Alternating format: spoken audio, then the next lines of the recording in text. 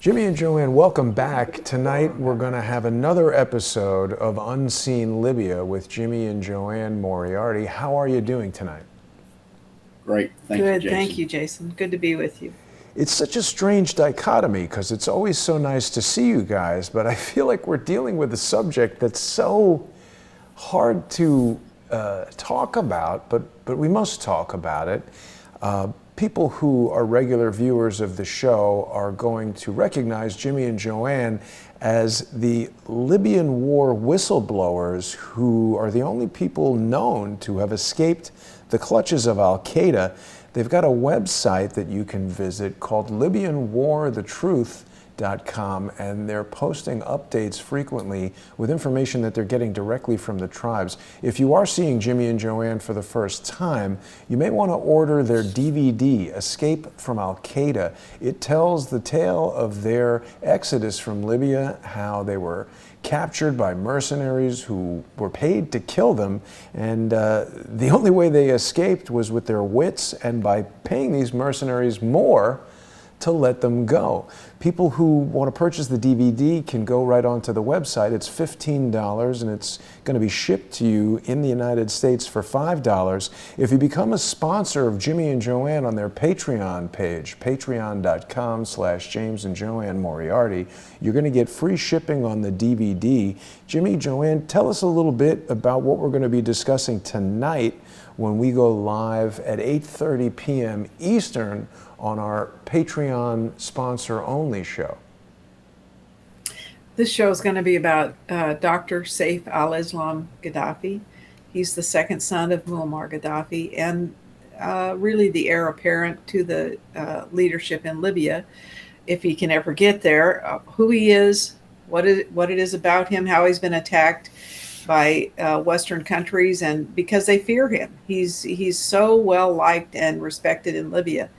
It'll be about his family, his vision for Libya. He put out a brochure, his vision for Libya, but it has not been published anywhere other than in Libya. They've been blocked. It's been blocked. But unlike everybody else, unlike Obama and Hillary and everybody, nobody has ever put a plan together of what to do with Libya after the aftermath of the U.S., UN, NATO destruction of the country. And Saif has put together his vision and his plan for the rebuilding of the country, and that, of course, is being blocked by everybody. But there's also a book we're going to cover a little bit on.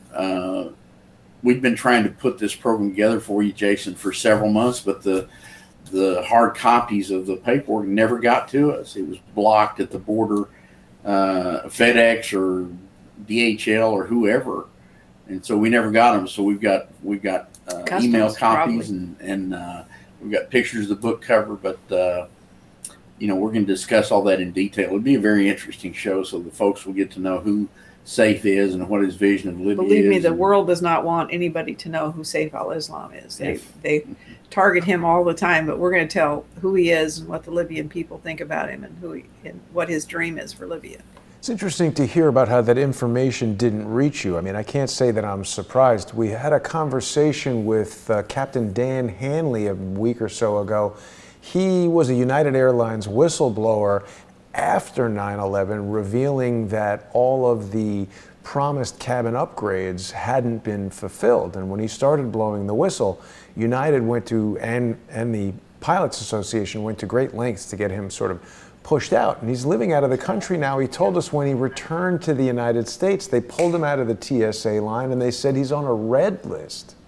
So certainly when they want to block you, they're very effective at doing that. And Jimmy and JoAnne, you've told us many times how you guys have been blacklisted, you've been soft-killed, the DIA has been to your house, the FBI has been to your house, you've been pursued by CIA operatives at conferences in Dallas.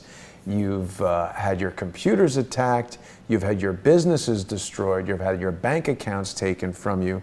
So we've created this show, Unseen Libya, with Jimmy and JoAnne Moriarty, so that you can share this information with the world, and also so that the viewers who want this information can be the sponsors. Obviously, this type of program could never be shown on YouTube and Facebook and all of these sort of digital gateways that keep everybody locked locked into this track of mainstream news brainwashing. I've spoken about it on the show before. I remember being a little kid watching the news and hearing Ronald Reagan tell us about what a terrible guy Muammar Gaddafi was, and well, why would I not believe Ronald Reagan? He's the president, he's got a nice suit on, his hair was all greasy and weird, and I was a little kid. Seemed like that had to be the truth. Do you remember, Jason? Do you remember Gaddafi ever saying all the things that they accused him of? You know something? It's interesting, JoAnne, because before I ever met you guys and before I ever started Crowdsource the Truth, I remember I was watching YouTube. This was definitely one of the things that catalyzed the creation of Crowdsource the Truth.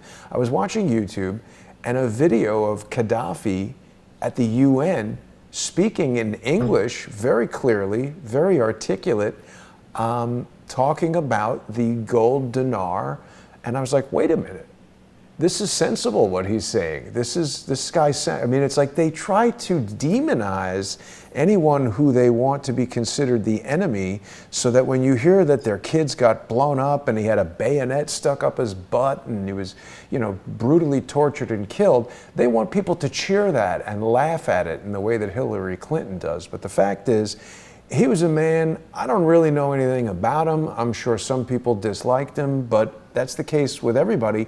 You guys have told us and even shown us firsthand, the people of Libya revered Gaddafi in a way that I can't think of too many presidents that people in the United States have expressed that kind of devotion and positive attitude towards. So it was the destruction not only of a life, but of an entire country and a way of life for the people of Libya.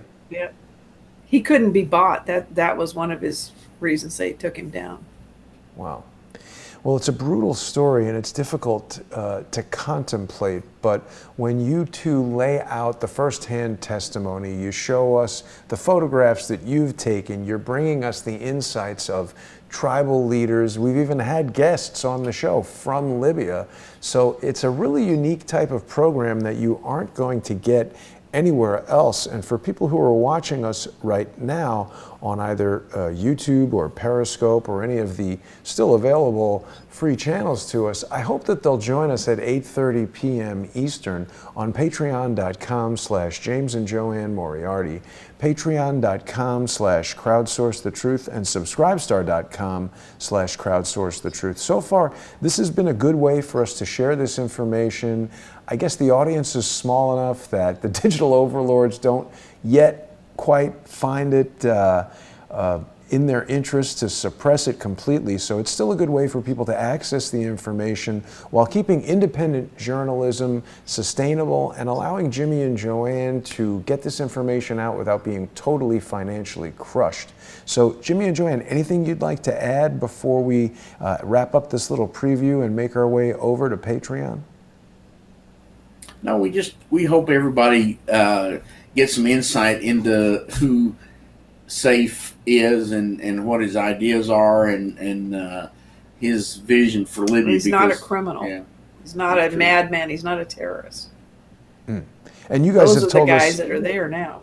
You guys have told us in the past that you met with a cousin of Gaddafi's or something like this, a nephew of Gaddafi's. Nephew. Yeah. Yeah, his nephew. So this will be an we interesting still broadcast. People can get some more details and learn a bit about the man who may be the next ruler of Libya. When would the next election be happening that Saif al Islam Gaddafi would be the candidate in? It's going to be after they get Libya cleaned out of all the mercenaries. They can't hope to have a peaceful country until all those guys are gone, because they're bloodthirsty. They've been, you know, the bloodlust has been in them for 8-9 years, and so that's got to stop. Yeah, there's no rule of law. There's no rule of law, so how could you have a fair election? Yeah. So until they clean them out, they can't have an election. They were hoping for 2019. It doesn't look like it's going to happen now. Wow. It's almost such an unfathomable mess over there. Cleaning it up is it's just a really daunting problem. $1 trillion worth of damage we've affected on that country. Unbelievable.